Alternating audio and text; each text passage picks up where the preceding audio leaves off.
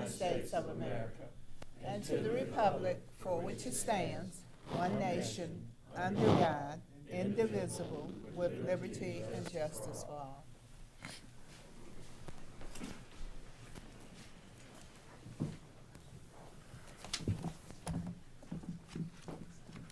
I'd like to entertain a motion to approve the agenda with the addition of under new business consideration of town manager select Dane Rideout's proposed contract for new employment.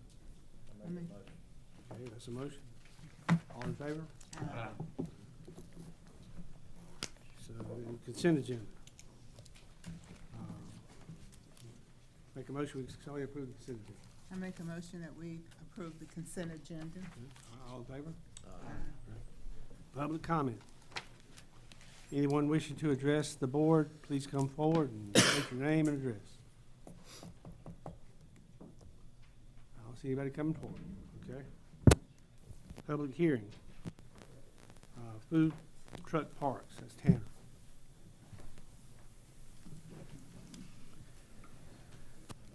Alrighty, so you guys know I like to keep these kind of short and sweet, but both of these are pretty wordy amendments. I also don't like to read directly off of a PowerPoint, but that's kind of the nature of it tonight, so please bear with me.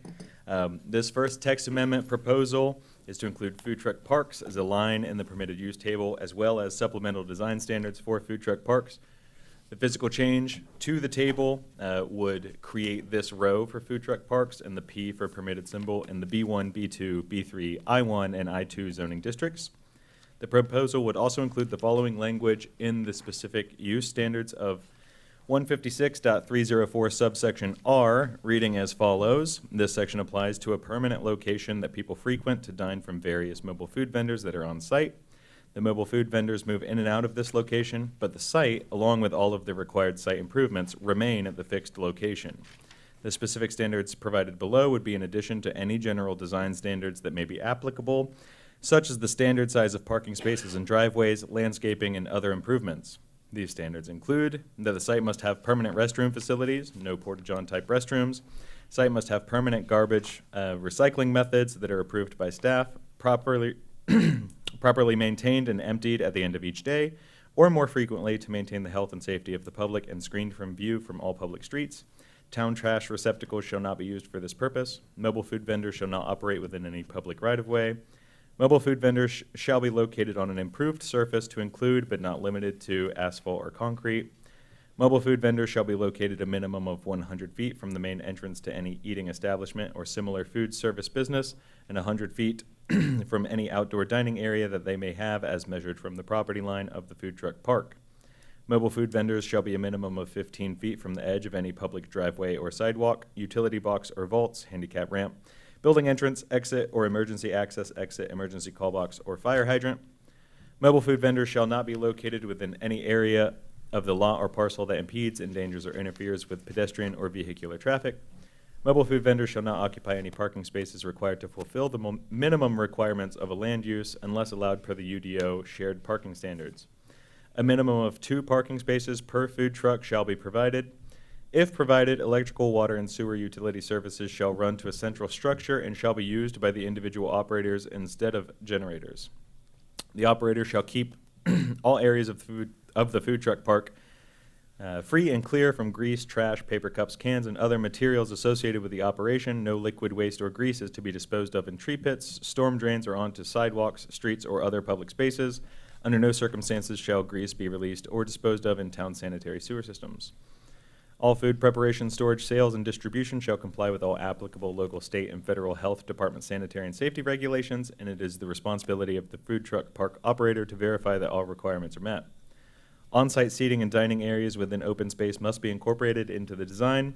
Due to the varying array of existing conditions on site, developable area, safety concerns, etc., staff will review and approve the site seating dining area on a case-by-case basis. Options that may be included as part of a food truck plaza/park are permanent buildings that accommodate more than just permanent restrooms, a beer garden, vendor space for retail goods, wares, merchandise, farmers markets, on-site commissary kitchen, electrical, water, sanitary, sewer connections, limited dry storage areas that are screened from public view, and finally, operators of food truck parks are responsible for the security of the park and amenity areas. If there are any questions, I'd be happy to answer those now. the board should entertain public comment and then make a motion for the decision regarding the text amendment. We'll get the public comment. Do we have any questions? Tanner, how many of the food trucks that currently operate in town is this going to affect? Because when I read through it, I know at least 3 in my mind that are on corners or on public or on private lots that don't have permanent restroom facilities. So those Yeah. are no longer be allowed. Is that the way I read that? Is that correct? So, a couple meetings ago, we did the food truck amendment, and that's for like individual food trucks that are operating on vacant parcels and things like that. So this would not apply to that. This is more of a, some people call it like a food truck rodeo, food truck park. So this is if a developer wanted to take a piece of vacant land and commercialize it in a way, they could provide a permanent restroom facility that would entice multiple food trucks to park at this location and people of Benson to be able to come to this known location for more than one food truck. So to answer your question, this would not impact any of those existing food trucks now. Yes, sir. Would Mule Day have anything to do with what you're just talking about when all of them come together for 5 days? If a developer wanted to create a food truck park, I'm sure Mule Days would benefit that park. But Mule Days as a temporary town-sanctioned event would not have to necessarily abide by these food truck park rules.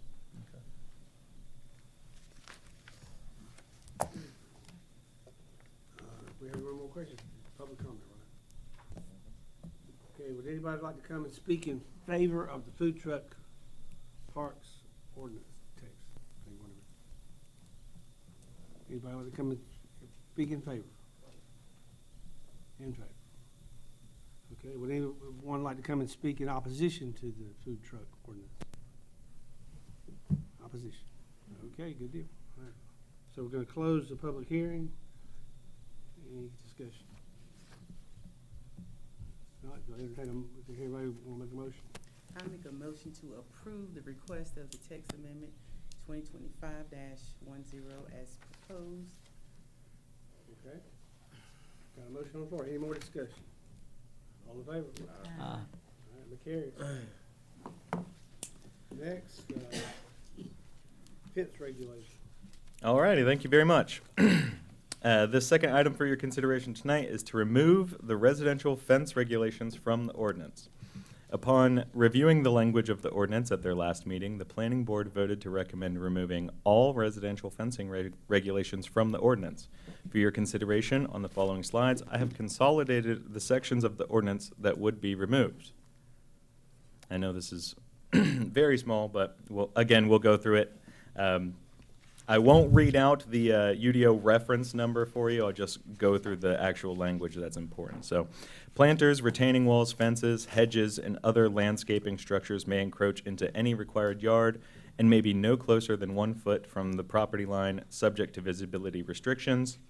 Fences in accordance with 156.402G.6 may be constructed in a required buffer. However, no reduction in buffer width shall be provided based on the provision of a fence. Fences shall be a minimum of 3 feet and a maximum of 6 feet in height. Fences shall be constructed of high-quality materials such as treated wood and wrought iron. Chain link fences shall not be permitted. The breaks in the fence may be provided for pedestrian connections to adjacent development. Fences shall be maintained in a structurally safe and attractive condition with the finished faces and plantings located toward the adjacent property with at least 1 upright shrub every 6 linear feet of fence length. Any fence constructed in a buffer shall be capable of withstanding a 30-pound per square foot horizontal wind load from any direction. A fence or wall not more than 6 feet in height may be installed along any side and rear lot line. A fence or wall in any required front yard shall not exceed 4 feet in height. Fences and walls shall be constructed of high-quality materials such as decorative blocks, brick, stone, treated wood, wrought iron, and chain link fence. Chain link fence is permitted subject to the following additional requirements. Then it goes on to some other requirements that aren't necessarily a part of this. Breaks in the fence or wall may be provided for pedestrian connections to adjacent development. The maximum length of a continuous, unbroken, and uninterrupted fence or wall plane shall be 100 feet. Breaks shall be provided through the use of columns, landscaped areas, and then there is an editing error on the UDO. to where it says transparent sections and change of material. Fences topped with razor, concertina, or barbed wire are limited to properties designated for industrial or utility use. The material may be used for security at commercial uses, subject to technical review committee approval. So that is the residential language that would be removed. Other municipalities have a varying degree of regulation when it comes to fencing. However, many towns and cities are removing fencing regulation from municipal jurisdiction, leaving fencing disputes as a civil matter between property owners and neighbors. If the board chooses to remove all of these regulations, staff policy, upon being asked about fencing, would simply be to advise citizens that they should contact a surveyor to ensure that the fence is within the boundaries of the property. If the board is not satisfied with removing all of these regulations but still wish to remove some, the most problematic for staff and the most concerns that we receive from the community are the 12 inches from the property line, the materials clause, and the maximum continuous length of 100 feet regulation. If there are any questions, I'd be happy to answer those. The board should entertain public comment and make a motion for the decision. Anybody going to, any discussion before we start with public comment? Tanner, if we remove all regulations, that takes out all material requirements for construction. So somebody could go out there and put a chicken wire fence going across the front of their yard as long as it was on their property line. Is that correct? Yes, sir. And Tanner, let me understand, that's residential as well as commercial? This would only affect residential. Only residential? Mm-hmm. The UDO does have commercial fencing regulations in it Right. as well, but that would not be is- changed from okay. this. That's what I was wondering about the commercial fence. Okay. A big part of this has come up with homeowners not being able to connect their fence to their neighbor's fence. 12 inches on either side of the property line. You have 2 feet of basically no man's land in between these fences. And then also several properties that have expanses of their property more than 100 feet, that as the current ordinance is written, they have to either put a gap in their fence, change the kind of materials, do some kind of expensive ornamental column, that sort of thing as it's currently written.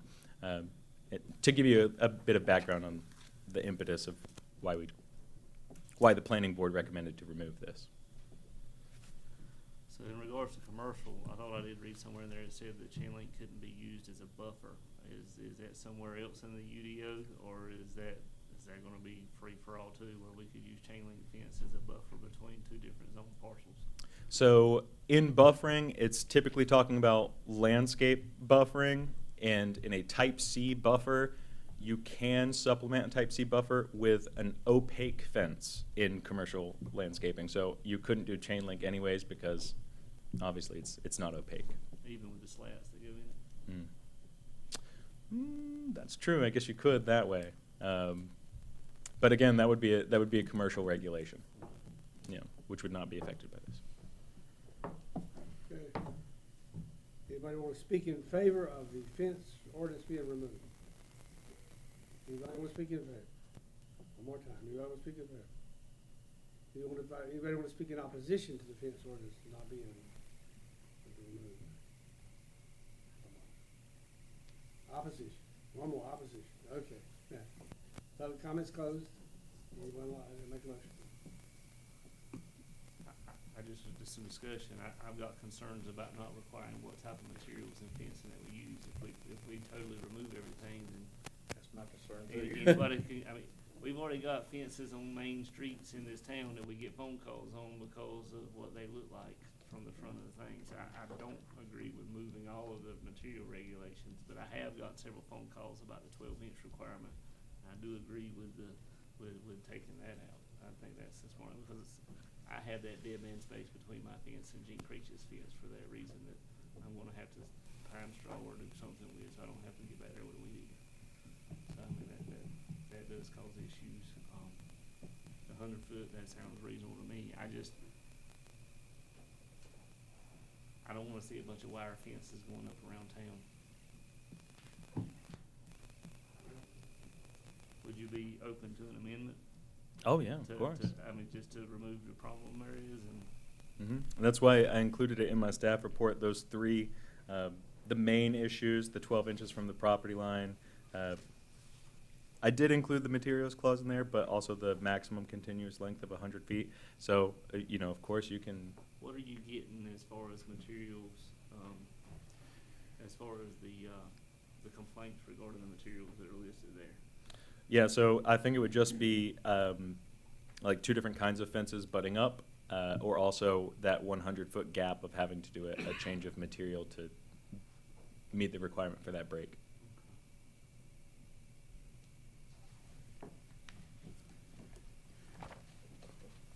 I've got the same concerns. I hear the same thing, especially on Main Street. What prevents somebody to come up and put, back off, 12, the distance and put up, chicken wire on Main Street? I've got some real concerns about that.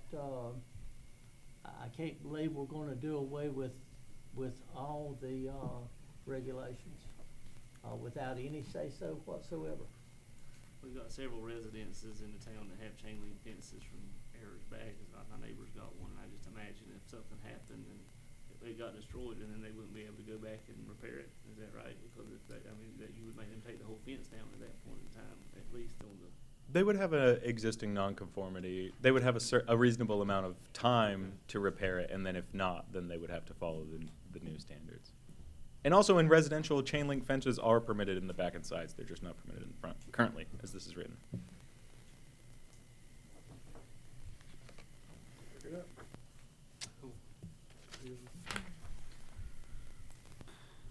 I don't wanna remove all the materials from it. I'd love to add some materials to it, to be honest with you, because we've got Yeah. wire fencing on Main Street that shouldn't be on Main Street right now, is the phone calls I'm getting. I don't know about the rest of y'all. I would be in favor of removing the 12-inch requirement. And if you don't think the 100-foot is gonna cause any issues, Tanner, then I would be okay with the 100-foot change, but I'm not in favor of removing the materials requirement. You can put that in form of motion.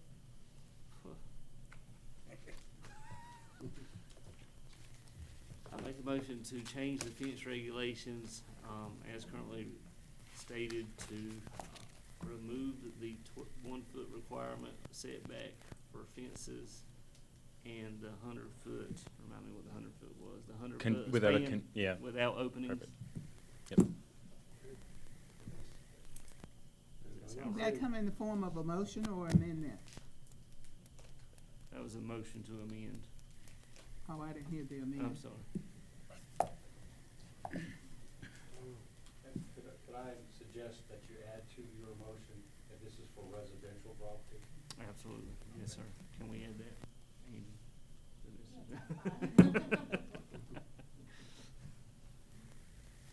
Okay, we got a motion on the floor, I think. And, so, any more discussion? All in favor? Okay. Thank you very much.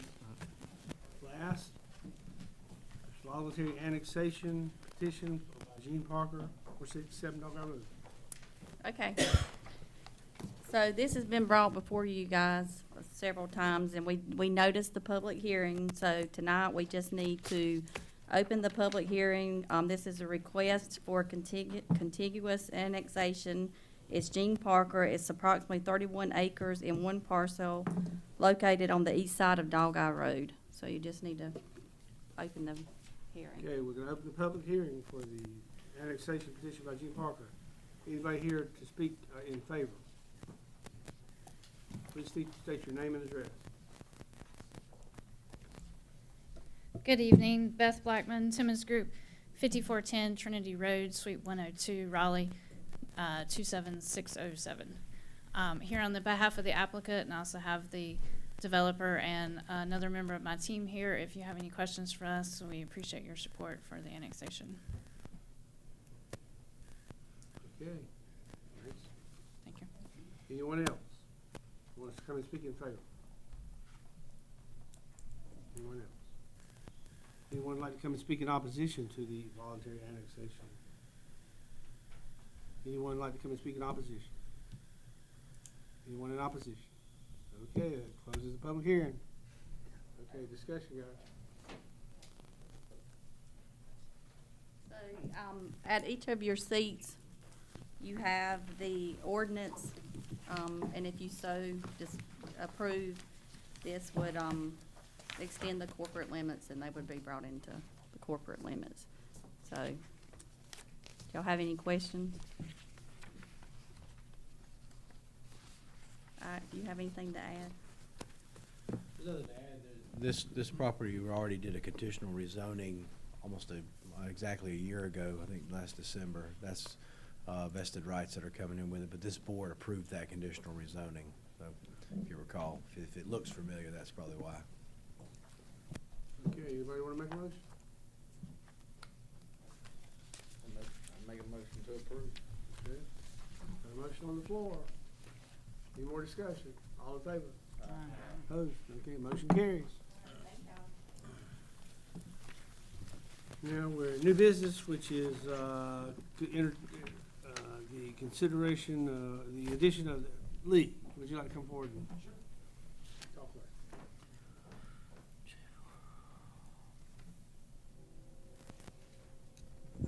Good evening, Mr. Mayor, members of the board, Lee Worsley, Central Pines Regional Council. I'm here tonight to assist with whatever the board needs in making an appointment for your new town manager and considering an employment agreement for that individual. Just a couple of items just for context and to remind the board, excuse me. First of all, thank you to the board for all of your hard work, for your input through this process. I really do appreciate it very much. I also want to thank Steve and Ike for their assistance as we've moved through this process. It's really been a joy to work with you. And we appreciate, again, all the input. You were very clear in what you wanted to see in candidates for a town manager. And again, just as a quick review, you had 60 applicants that applied. 18 of those met your minimum qualifications, so you had a good pool to choose from. You all invited 4 individuals for a first interview and then narrowed that pool down to 2. You interviewed those final 2 and made a decision to make a conditional offer. That offer has been conditionally accepted, and I know Mr. Parker has been working with the candidate with an employment agreement. And so I don't want to steal the town's thunder. I think it's more appropriate for the mayor to introduce the candidate and then obviously to do what you need to do. Ike, if you want to weigh in on anything, please do as well. I will. I don't need to right now. You've got the contract there before you, and I've set that out with the board review. The candidate has reviewed and approved that. It is essentially the same, very similar contract to what you've utilized in the past with former managers. And if once you approve and sort of introduce, if it's appropriate, I would imagine the candidate would want to come introduce themselves and say a few words to the board. So I'm happy to answer any questions that you all have. Again, it's been a joy to work with you, and thank you for all the good work. Happy to answer any questions. Thank you for your work. Yes. Oh, absolutely. Yep. This was a total 180 from the last group that we worked with. I'll be honest with you, so thank you so Hopefully in much. the right direction. It was in the right direction. Yeah. That could go either way. That's right. So, but thank you. Thank you. Any motion? Is there any more discussion for the motion? There's no discussion, we just need to make a motion. Or introduce the candidate. Introduce it before we vote? Well, that's up to you. It's up to the Okay, board. just go ahead and make it official. You I make a motion to approve. All right, there's got a motion on the floor, there we go. Any discussion? All in favor? All right, we have a new town manager. So, Jane, would you like to come up and say a few words? On the schedule, got you about an hour. Mayor, Council, thank you very much. Appreciate it. I want to big thanks to Lee. This has been a very professional process. Obviously, the number of candidates that have obviously applied, and then the interview process in which you went through was fantastic. To be honest with you, it gave a chance for obviously all the candidates, me included, obviously, to show to back up what our resume stated. Big thanks to Steve. He's been, you know, he hurt me today. We talked most of the day, and we've got a good transition plan in place. And I'll tell you, I told the mayor this, well, he told me, and then I agreed. What he's done in the last 5.5 months is absolutely amazing. And kudos go to you. And my question to him is, why aren't you keeping him? And he says, I'm done, I'm going to retire. But I got to tell you, I'm absolutely excited to be here.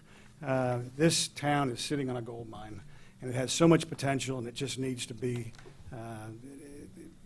moved in a direction that I think is very positive, legally, ethically, and morally, obviously, is very key.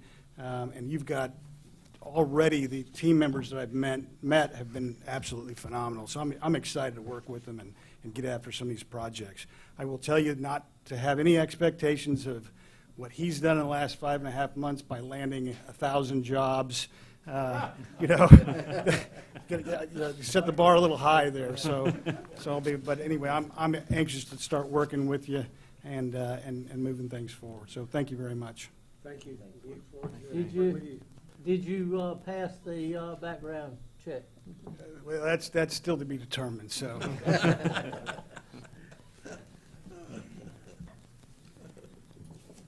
Next is Scott.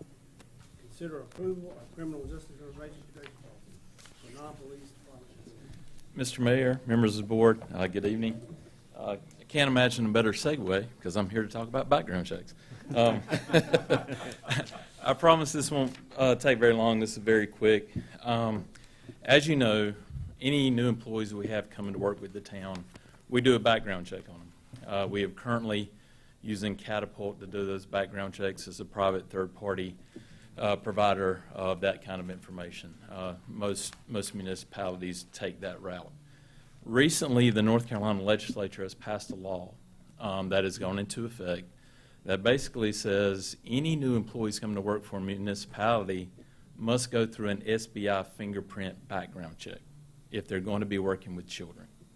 So the positions you're looking at, the town of Benson here that be dealing with that is basically working at the library, Parks and Rec. So starting October 1, any new applicants we have coming on board or new hires coming on board to fill those positions, they will have to go through this additional step of having their fingerprints done, go through the SBI background check. What you have before you is a proposed, the fancy term is criminal justice information protection policy. It's just background check information, basically. And this policy governs how we, as a human resources department, will... Excuse me. Golly. That's the SBI call. What happens when you throw your phone down? Hush. I had it on. I'm sorry. Yeah. Thought you wanted to dance. Go ahead. Sorry. But with these positions involving children, we'll have to take this additional step. We'll still go through the old background check because we're getting some information from that we will not necessarily be getting through this SBI check. I've been through the required training for this information through the SBI. Diana's going through it now. If you decide to approve this policy, then we'll be going up to get our fingerprints done at the Sheriff's Department so that we can start scanning people through the system. I'd be happy to answer any other questions you may have about it. Barring that, we just need a motion to approve the policy, if you would. Okay. Any more discussion before somebody makes a motion? Scott, just out of curiosity, how much more is this costing for a background check? Well, okay, I'm glad you asked. So it's going to run for the fingerprinting. Usually most towns, what they're doing is having the applicant pay that. It's $15 fee for fingerprints and then an extra $4 registering through the site, $19 or so. We will get billed through SBI. It's $38 per background check. So, and really for an average year, you're not looking at very many because remember, it's just for those. Just the initial. And it's just the positions that will be dealing with children, that'll be working with children. So that really limits it. And I'm really surprised that has not been in place in the past because In the school system, you have to do it if you work with children. Yeah, yeah. Certain children. And like I said, most towns, I won't say all because I don't know, but we have in most towns have been doing a background check. It's just not the fingerprint one that goes through the SBI. So when they first passed it, everybody's kind of late on this because it was a surprise coming out of the legislature. And for a while, it was so much kind of we're not ready for this that we really thought that the legislature was going to go in and undo it. Well, they went in and they addressed it again, but they provided more money to get third-party people working with the SBI to come in and do all the background checks. So it sounds like they're moving forward with this. So we're getting on board, ready to go. If we put this into place, all of the current employees are going to have to go, or do we? This only pertains to new applicants as of October 1st. Yep. So any employees now who are already here do not need to go through the fingerprint. I'm ready to make a motion. I make a motion that we approve. Motion on the floor. Any more discussion before we vote? All in favor? Aye. Carries. Thank you very much. Next, presentation of Mule Days report. Rachel.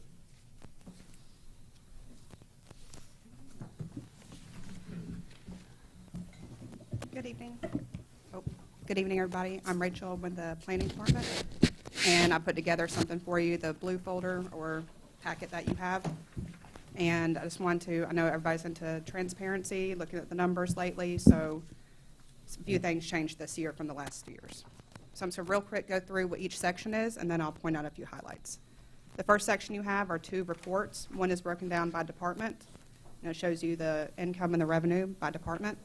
And the second page is, kind of have to unfold it, but it's more of a chart. There's two separate charts that show you income, expenses by type, and then year over year. So I went into the Board of Commissioner agendas and minutes from previous years to get the numbers for prior years. There's, I think, 3 years where I couldn't find any information, but you can see that every year was a loss. I think the highest loss was around $18,000 for that year, and this year we made $13,979. So the second section is departmental reports. Those are all the reports that were actually turned in by each department. The only difference being that the Parks and Rec one was by hand, so I changed that to a table, so it's a little bit easier to read. And Glencore for the Utilities Department, I spoke to him on the phone, so I typed his up as well. That's the green section, just so you know where the numbers are coming from by each department, how it's broken down. And then the third section is just a printout of each of the minutes from each year, and if there's any breakdown was included in the agenda, I printed that as well, so you see where the losses come from each of those as well. A couple of changes this year. One is that I did not include non-overtime payroll for anybody working on Mule Day stuff. It's kind of tied into our everyday. It's an expense that we would have had already. If I was here on a Tuesday only working on Mule Days, I would have still been here on that Tuesday whether I was working on Mule Days or not. So I did not count that as a Mule Days expense. It's only overtime that would be a Mule Days expense. And another difference was the police department. Billy Brown and the chief were amazing at cutting down on the outside security. Came down about $10,000, made a massive difference. Also, the dumpsters was over $9,000 last year. This year, Public Works was able to find a loophole with GFL that we tried to use last year and they didn't come through. That gave us basically free dumpsters. We just had to pay for the gas and for the tipping fees. So that came down from a little over $9,000 to about $1,400. The invoices that they gave us, I made a note on that GFL invoice because for some reason they only gave us an invoice for 2 dumpsters out of 25. Not sure why, so I called to get the numbers for the invoice that hadn't come out yet, just so that we had the total. Just out of curiosity, do you know if the regular salaries were included in the numbers we were getting your staff? Yes, some of them were. In the breakdown, it'll show you that there were salaries for utilities, finance office, and some for planning and development that were not overtime.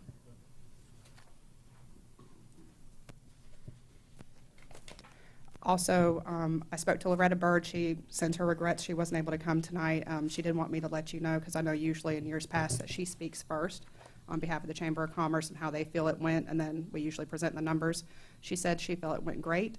She, of course, was disappointed about the weather on Thursday. She felt that that impacted the receipts that were lower for the carnival and for the rodeo on Friday, and a little bit of the attendance on Saturday's parade. But overall, she said there were no incidents, everybody was safe, and they're going to focus on the carnival next year and try to make that a bigger event. Thank you, Rachel. No problem. Oh, also one more thing. The chamber did agree to reimburse, I lost the word for it. They reimbursed some of the outside security during the time of the parade, and they reimbursed any kind of supplies from PD and from Parks and Rec that was used at the Grove. So that was another difference this year. Yep. Are there any questions? Best numbers I've seen since I've been on your rate. You keep going, sure. All right. Extremely fair. I say Rachel has done an outstanding job with this report. That's right. I sat with her when she negotiated the help from the chamber on some of the expenses she just did. She did an outstanding job on this entire thing. All right. Thank you. Thank you. Consider adoption of the final draft economic development incentive grant agreement with the Benson Hotel Group to grant a tax rebate incentive to the recently completed Holiday Inn Express. Thank you, Mr. Mayor. So the board had a public hearing April 17, 2025 this year on this already, so we don't have to have another public hearing. This is approval of the actual grant agreement and to provide the grants. As you've done in the past with other applicants and with this applicant on the other hotel on the Hampton Inn, it's a 5-year cascading grant. First year is 50%, 40%, second, 30, 20, and then 10 the final year of their, based off their actual paid ad valorem real property taxes. So they pay their taxes and then we give them a rebate. And it is not a tax rebate at percent. Let me back up and change my language there. It's not really a rebate. It's a grant tied to job creation. So required to maintain 10 full-time, 5 part-time positions. I saw the earmarks. They've all been met, though, right? All of the earmarks, the check marks they had to go to employees and everything. They've met all of those. As far as I know, and they have to annually certify that to the town. So. And I just want to make sure that was done. Yep. Any other discussion? Make a motion. Make a motion, we approve. All in favor? That's approved. Okay, great. Steve, town manager. Yes, sir. I actually have 2 more things to add to my report. Just to let the board know that next week we will be closed on Thursday and the day after for Thanksgiving. And then on December 5th, you have Christmas on Main from 6 p.m. to 9 p.m. that are coming up. Also wanted to let the board know that I took the time to go door to door for the merchants and stores that abut on both sides of the alley. Two of them were not open the 2 days I went there, but I did talk to 6 businesses that are on either side of that alley that we talked about for the one-way. All 6 said that was fine with them. In fact, 4 of them said that's what we need because it's dangerous pulling out onto Market Street. So you wanted to find out whether they were in favor of it, and it looks like they are. And so I would recommend to the board that we put a one-way sign that would show that you could only enter the alley off of Market. You can't leave off of that. By the way, that will match up with the fact that there's a do not enter sign on the other side of that same alley. So by having both of those there will ensure that people are safely using the alley rather than trying to pull out. It's Market Street, yeah. Pull out on Market because it's dangerous with the parallel parking there. So the folks that are there are fine with it. In fact, 4 of them said they'd like to see it. So if I got a consensus from the board, we'll have Public Works put that one-way sign up. I make a motion that we approve. There's a motion about the approval, good. All in favor? The last thing is, I'd like to read a letter to the board, since this is my last regular board meeting. Dear Mayor and Board of Commissioners, it has truly been a pleasure to serve the town of Benson once again. Having had the distinction of serving as Benson's town administrator more than 40 years ago, it has been especially meaningful to return and witness firsthand how much the town has grown and progressed. I've enjoyed my time here and believe that together we have accomplished a great deal, particularly in establishing a financial path that will benefit the town. As of November 30th, 2025, I have completed 5.5 months as your interim town manager. It also marks the conclusion of my current employment agreement with the town and coincides with tonight's announcement of the new full-time town manager, Mr. Dane Rideout.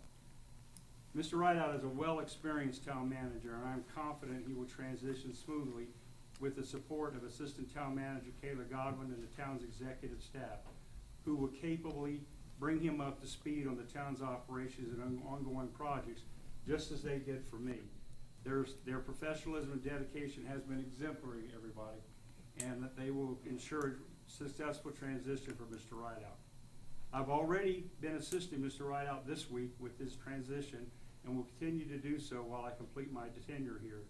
If the board and or Mr. Rideout feel it would be helpful beyond that, I would be glad to return to Benson for a few days to provide any additional context or guidance as he settles into his role. Additionally, I will of course remain available to Mr. Rideout should he wish to reach out to me in the future. To conclude, serving the town of Benson both then and now has been an honor and a privilege. Returning after so many years has reminded me, you know what I mean, it's kind of getting to me. And so many years have reminded me of the spirit, pride, and resilience that makes this community so special. I'm deeply grateful for the opportunity to work alongside with such a dedicated board, an outstanding staff, and a caring community. I am confident that Benson's future is bright, and I wish you all continued success in the years ahead. Very sincere appreciation, Stephen Harrell. Thank you. You've done a Thank great you. job.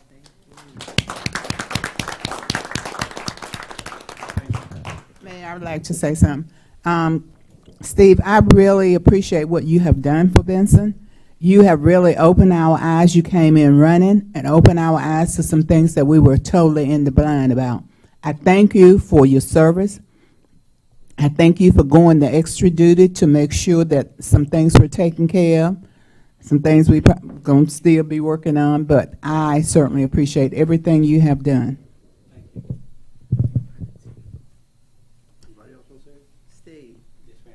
I really appreciate everything that you have done for this board, for our employees, even the town. Your dedication has certainly, we're going to miss you for one, but I'm very confident that Mr. Rideout is going to continue on with the path that you've laid. So we won't see you for Christmas, but happy holidays and have a great new year. Thank you.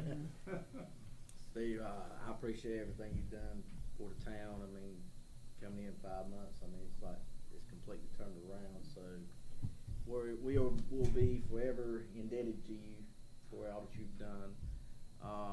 Enjoy retirement, or should I say, if you do the interim thing again, I'm going to do some more interim. yeah. So whatever town, city you go to, they're going to be fortunate to have you. Oh, yes. Appreciate everything you've done.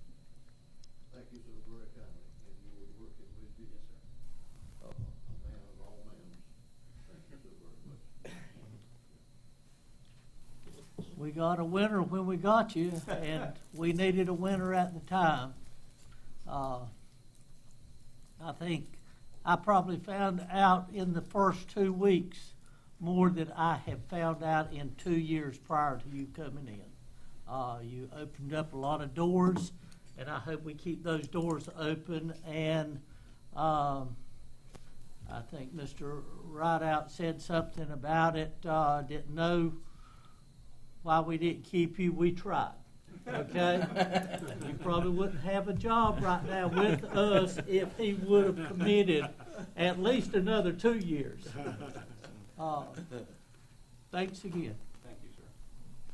Mr. Harrell, I just want to say thank you so much. I know you probably didn't know what you were getting into when you signed that contract until you walked in the door, but it's been a pleasure. Thank you so much for helping right the ship and get us on the path. Thank you to the staff for supporting Steve and helping us, because we know that y'all put in a lot of long hours and a lot of extra work to get us to where we are today. And I'm hopeful to say that it's only up from here, but it's because of a lot of your direction. So thank you so much for all your service. Enjoy your retirement in New York. I want to say you've been with us through our lows and our highs, and you've been a big part of the success that we're seeing right now. I consider you a friend and a great town manager, and I wish the best luck to you in these next ones you do. Anything we can do for you, you know that all you have to do is that. Let us know. All right, so. By the way, I don't think I'll be here 40 years from now if you need it again. Well, Either. I won't be on the board then. You know that? Well, yeah, I do. I do know too. All right. Well, it's hard to follow that, but I would say the same thing, echo that. It's been a real privilege working with you, Steve. You're a wonderful town manager. I'm surprised you stayed sometime there when it was really tough going, and I was glad that you were here with us to help, and I really appreciate it. Learned a lot from you too, and I would love to have more time. We look forward to working with Mr. Rideout. And I don't really have anything substantive, but I will say my daughter appreciates y'all being willing to part with me for the earlier part of the month so I could take a vacation with her. That was real fun. But if you don't have any other questions, I don't have anything else. Other than I will be looking out tomorrow. I'll send out the town's draft grant agreement for the Vulcan project that we'll meet on Monday. So I'll send that directly to the board and copy the staff that need to see that. Okay. Commissioners reports. I'm good. I might have missed this in the meeting. I've missed trash. We're still good on trash. So what's the plan for GFL to pick up the cans and change them out? So we actually met with Carolina Trash. Time's a little crazy. I want to say last week, if not the week before. They're going to start delivering cans on the 15th. We're working on an informational flyer spread. When they put the cans out, they will provide a packet to each resident about themselves, about their service, with a QR code for the app that they use. All of that information. With that will go our flyers, a schedule for the year, and we're going to be pushing all of that out to our customers on the town website and on Facebook. GFL will be picking up the cans later in the month because they will be running service until the 31st. Yes. So they'll probably pick up the last cans. I think they said the 2nd or the 3rd, just because after they run, they're going to have to come back and get them. So residents will have 2 sets of cans for a time, but they're clearly going to be different because some of them will be pink, and they're going to say, they're going to have stickers on them when they go out that say, do not use these cans until January, right? If there is some confusion, Carolina Trash has said they will come empty some early if they have to. If not, we will handle that internally. But everything is set up and ready to go. Well, Oh, go ahead. come on, no, go on. Oh, I don't want all them cans in my yard. I don't have that much space. Okay. That's all I had on trash. Steve, again, thank you for everything you've done. I hope everybody has a good and happy Thanksgiving. So. Thank you. You too. Nothing to report. I do. I want to know if maybe you might want to talk to them, because I have 3 trash cans already in my yard. I do not need 5. I do not have that much space. So maybe they can work out something about all these trash cans. I don't want them all in my yard. The only thing I had down here was trash. I wanted to know, I've got too many people that want to know when it starts. January 1st. I told them I thought they've got some ragged trash cans. I said, just hold on to them. They're going to get picked up. Next thing, y'all keep in mind, Tuesday, the 2nd of December, is the fire department's Christmas supper, steak dinner, at Air Station. All of you's got an invitation. Put it up on the wall and just come, okay? And I do hope everybody has a safe and big Thanksgiving, yeah. So Tuesday, December 2nd? Is Susie what? Tuesday, December 2nd? Mhm. Well, I'm asking. Yeah, Tuesday. For the fine. this, the second, Have we worked out Yes. something for December Seven. 5th yet? 7 p.m. Not yet. Or Christmas on Main Parade yet? No, I don't have well, I haven't gotten a solid vehicle yet. I've been looking at today, trying to figure out which vehicle from the town you guys would like to sit in after our conversation earlier this week, unless somebody has an idea. Well, I wouldn't dare put anybody, y'all are welcome to my 6th passenger, but if it's as cold as it was last year, ain't nobody gonna get on a golf cart and go through that parade. Oh, no, I'm not. I know you're not. No. We may use another one of the trucks like we did last year. but Okay. we'll make sure they They have need running to boards probably now. let We'll you have know. Yes, make sure they have I'm running involved with boards. the parade, I won't be going through, but I will be there. Other than that, just want to wish everybody a happy Thanksgiving. So thanks for all you do. Enjoy your time off. Spend some time with family. I want to thank you guys. We've been through a lot. We're getting ready to go through a golden age, I think, in Benson, and we're really looking forward to it. We should be proud. I think people are going to really, I said before and I say again, 3-4 months ago, people said, I would want to be Benson. And now I believe everybody's saying, sure wish I was Benson out of town. And so I'm looking forward to our future. I think we're going to have a great future, and I think we're going to have a real kind of